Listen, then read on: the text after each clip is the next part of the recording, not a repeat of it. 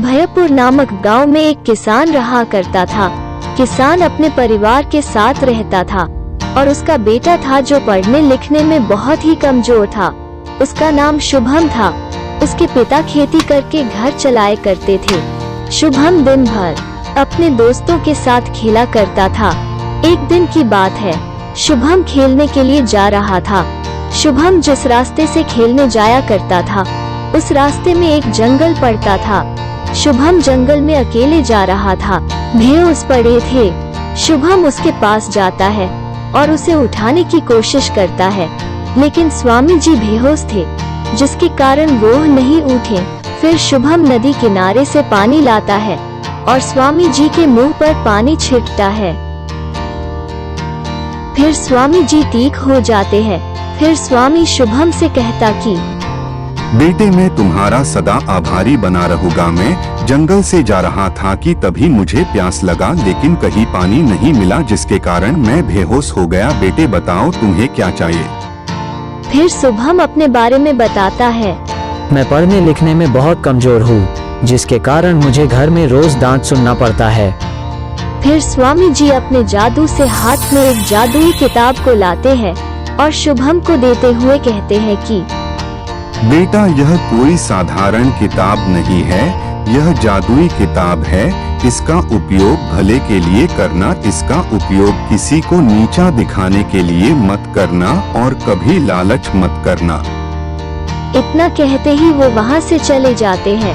फिर शुभम भी अपने घर चला जाता है। शुभम सोचता है कि क्या स्वामी जी ने जो कहा है क्या वो सच हो सकता है। चलो एक बार किताब खोल कर देखते हैं। फिर शुभम जैसे ही किताब खोलता है फिर उसमें से आवाज आता है कि बताओ शुभम तुम्हें क्या चाहिए। फिर शुभम कहता है तुम मेरा नाम कैसे जानते हो। फिर किताब कहता है कि मैं सब जानता हूँ, मुझे ये भी पता है कि कल क्या होने वाला है। फिर शुभम कहता है मेरे स्कूल में कल परीक्षा है, क्या तुम मुझे बता सकते हो कल परीक्षा में क्या क्या आएगा। फिर जादुई किताब कहता है कि हाँ मैं तुम्हें बता सकती हूँ कि कल तुम्हारे परीक्षा में क्या क्या आएगा। जादुई किताब उसे कल के परीक्षा के बारे में सब बता देता है। फिर कल स्कूल परीक्षा देने जाता है। फिर उसका रिजल्ट आता है। शुभम उसमें पहले स्थान पर होता है। उसके पिता बहुत खुश होते हैं कि उसका बेटा क्लास में फर्स्ट आया है। शुभम भी बहुत खुश था क्योंकि वो क्लास में टॉपर जो हुआ था। अब हर बार स्कूल में जब भी एग्जाम होता तो वो उसमें हमेशा टॉपर होता। लेकिन ये खुशी ज्यादा दिन तक नहीं टिकने वाला था क्योंकि मोनू नाम का लड़का जो शुभम का दोस्त था, मोनू को शुभम से जलन होने लगा था, जिसका कारण था शुभम को क्लास में फर्स्ट आने के कारण मोनू सोचता है कि शुभम क्लास में फर्स्ट कैसे आ रहा है। शुभम तो पढ़ने में बहुत ही कमजोर था, अचानक शुभम क्लास में फर्स्ट कैसे आने लगा। कुछ तो गड़बड़ है। आज रात होते ही मैं उसके घर के पीछे से देखूंगा कि वह क्या करता है। फिर रात होते ही मोनू उसके घर जाता है और वो खिड़की से झांकने लगता है। तभी शुभम जादुई किताब से बातें कर रहा होता है। जादुई किताब तुम्हारा बहुत बहुत धन्यवाद। तुम्हारे कारण मैं स्कूल में हर एग्जाम में फर्स्ट आता हूँ और स्कूल में मेरे बहुत अच्छे अच्छे दोस्त बन गए हैं। यह सारी बात मोनू खिड़की से सुन रहा होता है।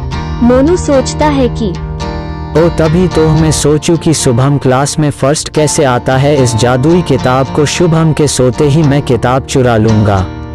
मोनू ऐसा सोचता है और शुभम के सोते ही मोनू वो किताब चुरा लेता है और वो वहाँ से चला जाता है। सुबह होते ही शुभम किताब ढूंढने लगता है, लेकिन उसे किताब कहीं नहीं मिलता क्योंकि उसका किताब चोरी हो चुका था। दूसरी तरफ मोनू उस किताब को खोलता है, लेकिन वो किताब मोनू को कुछ नहीं बताता है। फिर मोनू को गुस्सा आता है, फिर वो किताब को फेंक देता है। फिर किताब को बहुत ही गुस्सा आता है और किताब हवा में उड़ के उसे बहुत ही मारता है और मोनू से कहता है कि जब तक मुझे तुम शुभम को नहीं दोगे तब तक मैं तुम्हें ऐसे ही मरती रहूंगी। फिर मोनू उसे किताब देने चला जाता है। फिर मोनू उसे सारी बात बताता है कि मैंने ही तुम्हारा किताब चुराया था और तुम्हारे जादुई किताब ने मुझे कुंभ मारा, मुझे माफ कर दो। शुभम फिर शुभम मोनू को माफ कर देता है।